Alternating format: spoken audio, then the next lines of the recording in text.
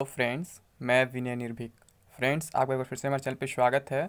Friends, सबसे पहले आप सभी लोगों को हैप्पी होली, क्योंकि आज होली का त्यौहार है। लेकिन आप सोच रहे होंगे आज मैं होली के त्यौहार पे क्यों कट ऑफ के बारे में डिस्कशन करने जा रहा हूँ। तो मैं बता दूं फ्रेंड्स, बेरोजगारों के लिए होली दिवाली सब बराबर है, नॉर्मल दिन भी बराबर, जब तक उनकी रोजगार न लगे, जब तक उन्हें नौकरी न मिल जाए। तो इसलिए मुझे लगता है कि आज का दिन कोई खास नहीं बेरोजगारों के लिए। उनकी तो मान लीजिए लगातार चल ही रहा है, जो भी चल रहा है, रोज़ कोशिश कर रहे हैं, रोज़ प्रैक्टिस कर रहे हैं, तो फिर आज का भी दिन बराबर ही है। सबसे बड़ी बात यही है। तो नो त्यौहार नो होली जो है, जब तक सिलेक्शन ना हो जाए तब तक कोई त्यौहार नहीं है। जिस दिन सिलेक्शन हो जाए उसी दिन हमारी होली है, उसी दिन हमारी दिवाली है। तो इसलिए फ्रेंड्स, आज हमें वीडियो लेकर के एक्सपेक्टेड कट ऑफ का कल तुरंत इसलिए नहीं लाए क्योंकि कल अभी एग्जाम ओवर हुआ है। तो पूरा सर्वे कंप्लीट नहीं हो पाया था, सभी का डिटेल नहीं मिल पाया था, कौन से शिफ्ट में क्या हुआ है, किसको लोग ईजी बोल रहे हैं, किसको टफ बोल रहे हैं। तो मान लीजिए कैंडिडेट्स के सर्वे के बेस पे ही तो सब कुछ होता है। तो इसलिए हम कल रात भर इंतजार किए, आज सुबह हमको सर्वे कंप्लीट मिला।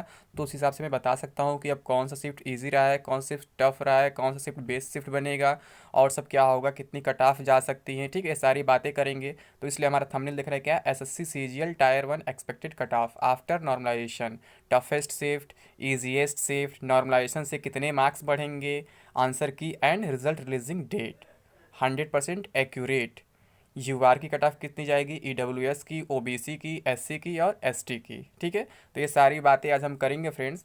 लेकिन बातें स्टार्ट करने से पहले आज तो कम से कम आप हमको होली का गिफ्ट दे दीजिए सब्सक्राइब करके मेरे चैनल को। जो लोग नए अभी सब्सक्राइब नहीं किए, जो लोग नए विजिट कर रहे हैं, पहली बार विजिट कर रहे हैं, एक बार सब्सक्राइब जरूर कर लें। उसके साथ साथ बेल आइकन बटन दबाना ना बोले, ताकि आपको नोटिफिकेशन मिल सके और आप हमारी वीडियो सबसे पहले देख सके और फर्स्ट व्यूअर फर्स्ट कमेंटर बन सके। ठीक है फ्रेंड्स, तो अब आते हैं अपने वीडियो पर। और हाँ फ्रेंड्स, जो लोग हमको फेसबुक पे, ट्विटर पे या फिर इंस्टा पे फॉलो नहीं किए हैं, वहाँ भी आप फॉलो कर सकते हैं। इन सभी का लिंक मैं डिस्क्रिप्शन में दे दे रहा हूँ। ठीक है, आप वहाँ जाके मुझे फॉलो कर सकते हैं लिंक पर क्लिक करने के बाद। ठीक है फ्रेंड्स, तो हम चर्चा करेंगे अब शिफ्ट वगैरह की, कि कौन शिफ्ट इजी है, कौन शिफ्ट टफ है, कट ऑफ कितनी जा सकती है। तो उससे पहले फ्रेंड्स, आप सभी को बधाई कि आप पहला पड़ाव पार कर लिए हैं, टायर 1 दे चुके हैं। क्योंकि आप जानते हैं एसएससी जो है पिछले 2-3 साल से एग्ज़ाम लगातार करा नहीं पा रहा था टाइम से। इस बार तो बहुत जल्दी एग्ज़ाम करा दिया, अपनी नोटिफिकेशन के अकॉर्डिंग टाइम से करा दिया। 2017 से क्या हुआ था, एसएससी पूरी तरीके से फंस गया था। तो आप लोग बहुत बड़ा युद्ध जीत लिए हैं एग्ज़ाम में अपीयर होकर के टाइम से। ठीक है, अब एक युद्ध और है कि रिजल्ट जल्दी आ जाए, आंसर की जल्दी आ जाए। ठीक है, तो उसके भी डेट के बारे में बताने वाला हूँ कि कब तक आ सकता है। लेकिन फ्रेंड्स, ये बहुत बड़ा चीज़ हो गया, कम से कम एग्जाम तो आप लोग दे लिए फर्स्ट वाला। अब उसके बाद जो होगा सो देखा जाएगा। और सबसे पहले बात मैं बता दूं फ्रेंड्स, आपको मेंस के प्रिपरेशन स्टार्ट कर दीजिए, भले आपका कितना भी स्कोर बन रहा हो। क्योंकि जो आप मैथ्स के मेंस के लिए मैथ्स या इंग्लिश पढ़ेंगे वो प्री में भी काम आएगा। ठीक है, अलग नहीं होगा। आप हाई लेवल पढ़ रहे हैं तो इजी लेवल आप आसानी से कर सकते हैं। आपका क्या होगा, बस जीके और वो रीजनिंग छूट जाएगा। तो रीजनिंग तो ज़्यादा टफ किसी के लिए नहीं होता है, वो केवल आप अगर मॉक लगाते रहे तो भी हो जाएगा। हाँ, जीके के लिए आपको डेली पढ़ना पड़ेगा, न्यूज़पेपर हुआ या फिर प्रीवियस ईयर पेपर से या किसी बुक से आपको पढ़ना पड़ेगा। लेकिन मैथ रीजनिंग तो रहना ही रहना है। तो आप मेंस की तैयारी करते रहेंगे तो आपके लिए फ़ायदेमंद होगा। अगर मान लीजिए इस बार के मेंस में आप नहीं बैठ पाते हैं, तो अगले बार 2020 वाले मौका मिल जाएगा, वो भी बहुत जल्द होने वाला है। ठीक है, तो आप लोग हार ना माने अपने लाइफ में कभी भी। ठीक है फ्रेंड्स, तो हम यही कहना चाहेंगे। तो एसएससी जो है आप जान रहे हैं अपने टाइम शेड्यूल के हिसाब से चलने लगा, ये बड़ी बात है फ्रेंड्स। आप एग्ज़ाम में अपीयर होगा, ये भी बहुत बड़ी बात है। और फ्रेंड्स, मैं बता दूं इस बार अटेंडेंस जो है काफ़ी कम रहा है, हमारे ख्याल से 55-60% अटेंडेंस रहा है। तो इस हिसाब से देखा जाए तो आप लोग के लिए काफ़ी फ़ायदेमंद साबित होने वाला है ये बात कि अटेंडेंस काफ़ी कम रहा है। ठीक है, और वैसे फॉर्म अब कम पड़ रहे हैं, पहले के कंपेरिजन में आप लोग को मालूम होगा। और एक बात और है फ्रेंड्स, इस बार का जो हम पेपर का लेवल का अगर हम बात करें फ्रेंड्स, इस बार का पेपर का लेवल जो है सीजीएल के नाम का था, सीजीएल लेवल का पेपर बिल्कुल नहीं था, बिल्कुल एमटीएस जीडी लेवल का पेपर लग रहा था। ठीक है, तो इससे ये नहीं कट ऑफ हाई चला जाएगा। ठीक है, कट ऑफ फिर भी लो जाएगा, इसके कुछ रीज़न है, मैं बताऊंगा क्यों लो जाएगा।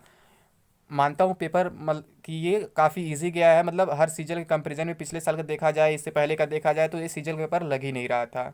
मैं यही कहूँगा, आप लोग को भले कुछ भी लगे, आप लोग को जो लगता है कमेंट बॉक्स में बता सकते हैं। पर मेरे अकॉर्डिंग तो सीजन पेपर लग ही नहीं रहा था, इतना ईजी पेपर था ये। सारे शिफ्ट का, कुछ एक दो शिफ्ट का छोड़ के जो थोड़ा सा मतलब मॉडरेट लेवल के थे, टफ तो उनको भी नहीं कह सकते, मॉडरेट लेवल कह सकते हैं। ठीक है, और बाकी सब तो ईजी शिफ्ट ही थे। ठीक है, तो अब हम ज़्यादा टाइम नहीं लेंगे, अब एक एक करके आपकी बातें हम शुरू करते हैं, बताते हैं कब क्या कैसे है। ठीक है, तो देखिए पहले हम देख लेते हैं difficulty level of overall exam. तो ये क्या था, below in comparison of previous year. जैसा कि मैं अभी बोला हूँ कि जो एग्ज़ाम का जो डिफ़िकल्टी लेवल था वो काफ़ी नीचे था पिछले साल के कंपैरिजन में। ठीक है, बहुत लो था, मतलब सीजन का एग्ज़ाम लग ही नहीं रहा था। मैं पहले बोल दिया कि ये ग्रुप डी कह रहा है, ये मान लीजिए एमटीएस या फिर जीडी का कह सकते हैं। ठीक है, अब बात करते हैं शिफ्ट वाइज, कौन सा शिफ्ट टफ है, कौन शिफ्ट इजी है। तो आप लोग सर्वे के अकॉर्डिंग मुझे एक रिजल्ट सामने है। मैं तो वैसे कहूँगा कोई भी शिफ्ट ज़्यादा टफ नहीं था, सब कुछ नॉर्मल था। कुछ शिफ्ट इजी थे, कुछ शिफ्ट मॉडरेट तक थे, मॉडरेट से ऊपर कोई शिफ्ट नहीं था अगर सीजीएल लेवल की बात करें तो।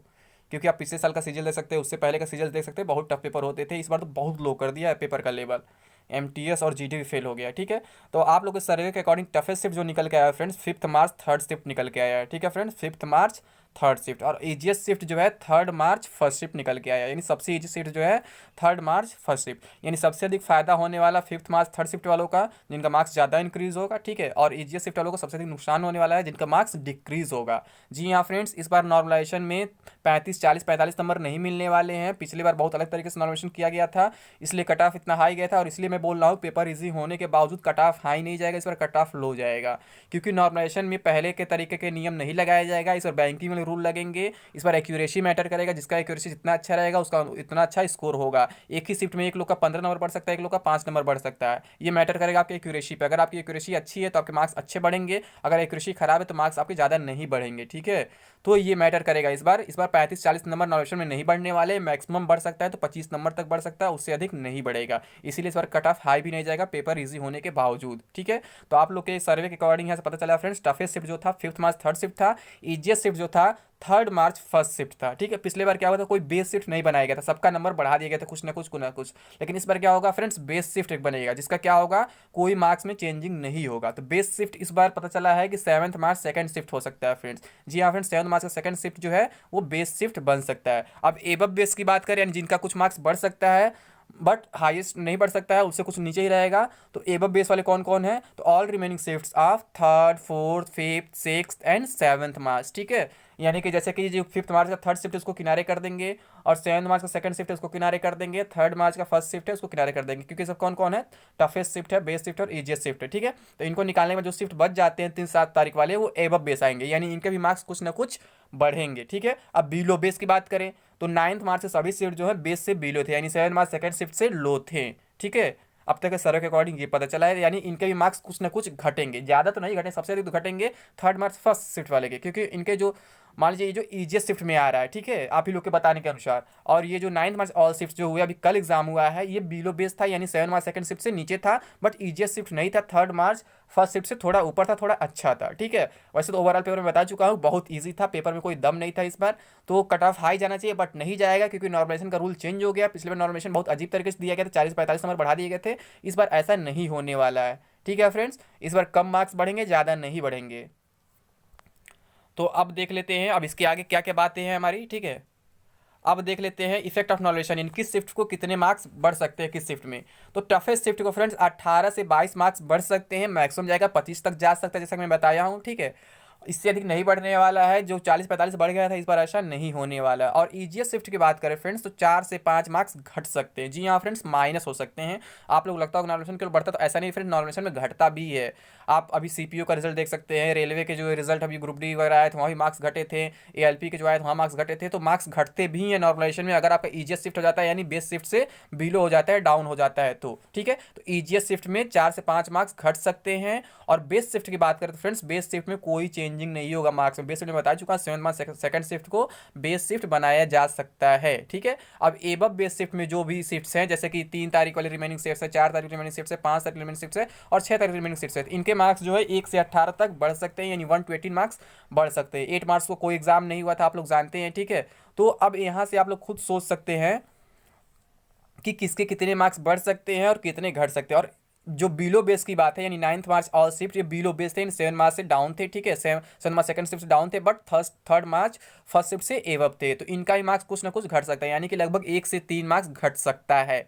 ठीक है, तो ये हो गया फ्रेंड्स शिफ्ट वाइज जो इफेक्ट पड़ेगा नॉर्मलाइजेशन का, कि किसका बढ़ सकता है किसका घट सकता है, कौन सा शिफ्ट ईजी है, कौन शिफ्ट टफ है, कौन शिफ्ट बेस है। तो ये सब आप समझ सकते हैं, इतना क्लियर हो गया। ठीक है फ्रेंड्स, अब एक बार और मैं बता दूं फ्रेंड्स कि आप लोग डरिए मत इस शिफ्ट इस नॉर्मलाइजेशन से, मैं बार बार कह रहा हूँ, फिर से कह रहा हूँ कि आप लोग मेंस की तैयारी में अभी से लग जाइए। क्योंकि मैं बता दूं आप लोग को फ्रेंड्स, अगर आप तैयारी कर लेते हैं तो आपकी तैयारी कहीं भी बर्बाद नहीं होगी, कहीं ना कहीं यूज़ होगी। इस साल मेंस नहीं देंगे, अगले साल की वैकेंसी मेंस देंगे, पर आप लोग अपने मार्क्स देख के डरे नहीं। ठीक है, हौसला न खोए, आप आगे बढ़े लाइफ में। अगर पीछे मुड़ कर देखेंगे तो कुछ नहीं कर पाएंगे, क्योंकि इस पर सोचने से क्या होगा, आपका टाइम वेस्ट होगा। इसमें आपका अधिकार नहीं है, आपके कंट्रोल में नहीं है कि आप कट ऑफ कम करवा दे, अपना मार्क्स अधिक करवा दे। जो करना था आप कर चुके हैं, अब आपको जो करना है वो करिए। आप मेंस का प्रिपरेशन करिए, मेंस के प्रिपरेशन से ये फायदा होगा, अगर इस बार आपका प्री क्लियर नहीं होता है तो अगले साल काम आ जाएगा। तो फ्रेंड्स मैं आपसे यही कहूँगा कि आप लोग के जो कंट्रोल में वही काम करें, जो दूसरे कंट्रोल में उसे दूसरे के हाथ में छोड़ दे। आपके हाथ में कुछ नहीं है कट ऑफ अप डाउन करना, ठीक है। आप केवल एक्सपेक्ट कर सकते हैं कि मेरा हो सकता है कि नहीं हो सकता है, बट मैं यही कहूँगा कि आप लोग मेंस के प्रिपरेशन में जरूर लग जाएं, क्योंकि मेंस ज़्यादा इंपॉर्टेंट होता है। वो 400 मार्क्स का होता है तो 200 मार्क्स का ही होता है, ठीक है। अगर उसको अच्छा कर लेंगे, यहाँ अगर बॉर्डर पे भी पास हो जाते हैं तो आपका सिलेक्शन का चांसेस बढ़ सकता है। अगर आप यहाँ 190 पा जाते हैं, वहाँ खराब कर देते हैं इंग्लिश और मैथ, तो आपका पूरा कहानी खत्म हो जाता है। तो इसलिए मैं कहूँगा फ्रेंड्स आप मेंस पे लग जाएं तो ज़्यादा अच्छा रहेगा आप लोगों के लिए, ठीक है फ्रेंड्स। अब आगे बढ़ते हैं। तो फ्रेंड्स अब फाइनली हम कट ऑफ की बात कर लेते हैं। तो कट ऑफ कितना हो सकता है, ठीक है। जैसा कि मैं बोला ना इस बार कि पेपर्स बहुत इजी हैं, सीजीएल के लेवल के पेपर नहीं थे। बट नॉर्मलाइजेशन की बात किया जाए, नॉर्मलाइजेशन रूल थोड़ा चेंज होगा, एक्यूरेसी मैटर करेगा, इस पर नॉर्मलाइजेशन ज़्यादा मार्क्स नहीं पड़ेंगे, घटेंगे। तो इसलिए कट ऑफ ज़्यादा हाई नहीं जाने वाले हैं, पिछले बार के बराबर ही लगभग रहने वाले हैं। तो देख सकते हैं हम क्या कट ऑफ लिए हैं। Expected cut off after normalization for list 3। तो यूआर की कट ऑफ कितनी जा सकती है फ्रेंड्स, 135 से लेकर के 140 के बीच रह सकती है यूआर की कट ऑफ। ओबीसी की कट ऑफ 128 से 133 के बीच रह सकती है। ईडब्ल्यूएस की कट ऑफ फ्रेंड्स 128 से 133 के बीच रह सकती है, क्योंकि नॉर्मली और ओबीसी और ईडब्ल्यूएस कट ऑफ बराबर ही रहती है। किसी वैकेंसी में आप देख सकते हैं जब से ईडब्ल्यूएस आया है, ठीक है। तो यहाँ भी बराबर ही रह सकती है, ओबीसी की भी 128 से 33 के बीच, ईडब्ल्यूएस के 128 के 33 के बीच भी रह सकती है, ठीक है। यानी ओबीसी और ईडब्ल्यूएस की बराबर रह सकती है। और एससी की कट ऑफ फ्रेंड्स 108 से 113 के बीच रह सकती है। एसटी की कट ऑफ 100 से 105 के बीच रह सकती है। अब बात करें एक्स सर्विसमैन यानी ईएसएम की कट ऑफ फ्रेंड्स 38 से 43 के बीच रह सकती है। अब पीडब्ल्यूडी में आ जाते हैं तो ओएच वालों की कट ऑफ फ्रेंड्स 92 से 97 के बीच रह सकती है। एचएच की कट ऑफ 38 से 43 के बीच रह सकती है। वीएच की कट ऑफ 68 से 73 के बीच रह सकती है। और अदर पीडब्ल्यूडी यानी जो मिसलेनियस हो जाते हैं, मल्टीपल डिसेबिलिटी वाले होते हैं, उनकी कट ऑफ 38 से 43 के बीच रह सकती है, ठीक है फ्रेंड्स। अब बात करते हैं आंसर की और रिजल्ट कब तक आएगा। तो फ्रेंड्स आंसर की जो है इस महीने के लास्ट तक यानी 31 मार्च तक आंसर की आपका आ जाएगा, इसमें कोई शक नहीं है, ठीक है। क्योंकि आंसर की में 15 से 20 दिन लगते हैं। और रिजल्ट की बात करें तो रिजल्ट आपका जो है अप्रैल के लास्ट वीक में या फिर मई के फर्स्ट वीक तक आ सकता है, ठीक है। वैसे अप्रैल लास्ट वीक में आ ही जाना चाहिए मैक्सिमम, उससे ज़्यादा लेट नहीं होना चाहिए, क्योंकि इन्हें मेंस भी कराना है, ठीक है। तो उम्मीद है ये मान लीजिए एसएससी ट्रैक पे आ चुका है तो अप्रैल में रिजल्ट है। आप मई मत सोचिए, अप्रैल में आ जाएगा रिजल्ट आपका लास्ट वीक तक। तो फ्रेंड्स इतना ही अपडेट देना था आपको। अगर ये वीडियो पसंद आए तो इसे लाइक करें, कमेंट करें, शेयर करें। अगर कोई बात आप कहना चाहते हैं तो कमेंट बॉक्स में कह सकते हैं। आप हमको इंस्टा, ट्विटर, फेसबुक पर डीएम कर सकते हैं, ठीक है। लेकिन फॉलो करने के बाद फ्रेंड्स, फॉलो करने का लिंक मैं डिस्क्रिप्शन बॉक्स में दे ही दिया हूँ। और अगर आप हमारा लास्ट तक वीडियो देख ही लिए तो इसके लिए बहुत बहुत धन्यवाद आपका। अगर अभी तक चैनल सब्सक्राइब नहीं किया तो सब्सक्राइब कर ले, इसके साथ बेल आइकन बटन दबाना न भूलें। Thank you friends.